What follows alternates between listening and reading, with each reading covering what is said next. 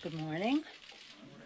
Thank you for your patience. We're just finishing our House Democratic Whip meeting. That's for the others out there, really part of our caucus where we heard from our magnificent chairman, had a Q&A with our members, with each chair about the specifics in the legislation as amended from what they have seen since last week. It was very inspiring and heartening to see the depth of knowledge, the value-based decisions that were made in the committees, and the ongoing commitment to getting the job done for the people.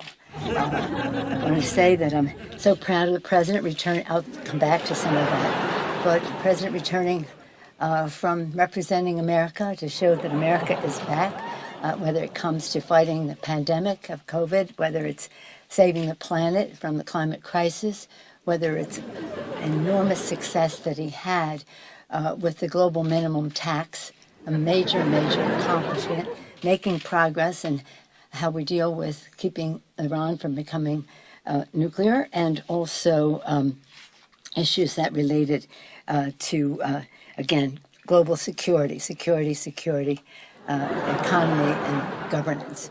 He also had a beautiful visit with His Holiness the Pope before going to Gaza. You know his schedule, but you don't know the pride we take in all of it. I was particularly inspired by his visit with His Holiness the Pope, fresh off of my own visit. I've heard some of you cavalierly say on TV, why don't the Congress go there? Well, I did when I was in Rome for the G20 of parliamentarians, which preceded the G20 of the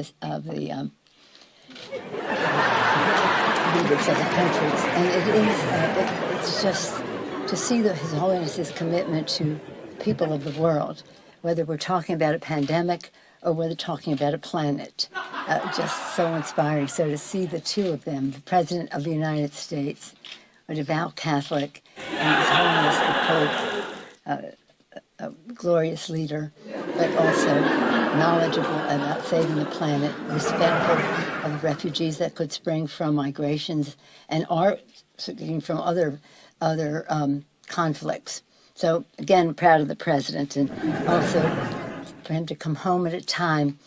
He was only gone a few days, but in that time, the system was established for children, little children, to be able to get the vaccination, to keep them safe, to keep their families safe, because we know how things spread in school, and to see the beautiful pictures of the children. So COVID, it begins and ends everything we do. And now that we see nearly, it's about 750,000 people who have died from COVID in the United States, 5 million in the world. So sad. Okay, so Build Back Better, that's why you're here, right? As I said, just completing a meeting of the House Democrats. Again, I wish everyone could see the pride we take in the work that has been done by the members, by the chairman, by the staff. Because people say, well, it's really paper. There are people who say it isn't paper. There are people who say a lot of things. But this document of joint tax is objective. It's not Democratic, it's not Republican, it's objective view that it is solidly paid for, even if Manchin doesn't like it. So, so we are getting some bird and privilege. I think most of them are getting privilege scrub, because privilege scrub is dead to a bill. Birdable is important. You have to take it out, but privilege violation can take you out. So we're again getting that as we go along as well. But when we pass a bill, then they will see it in its aggregate and make some messaging, because that they have to take some of those things out regardless, no matter what you send over. You said you weren't going to send a messaging bill. No, we're going to send a messaging bill, but we want to be sure that what we send is not birdable or bird bath or privilege scrub. They're the two exercises we're engaged, bathing exercises we're engaged in, and getting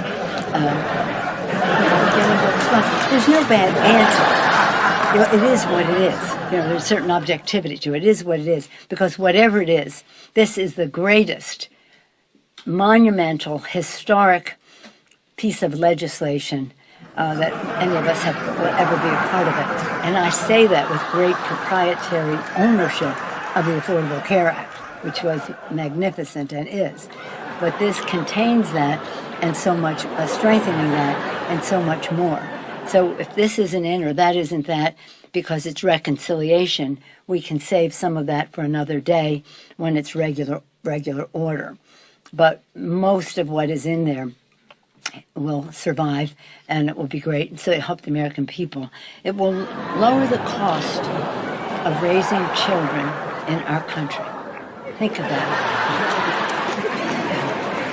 Overarching part of it. It's about the children. It's about their parents. If you're talking climate, you're talking jobs and children. If you're talking the health piece of it, you're talking jobs and you're talking children and their families. If you're talking care can't wait, which is the third bucket, you're talking children and their families and jobs, and how we respect people who do those jobs, how we home care, and how we enable women and dads, moms, to participate in the workforce in a more meaningful way. I hope you have a very nice day.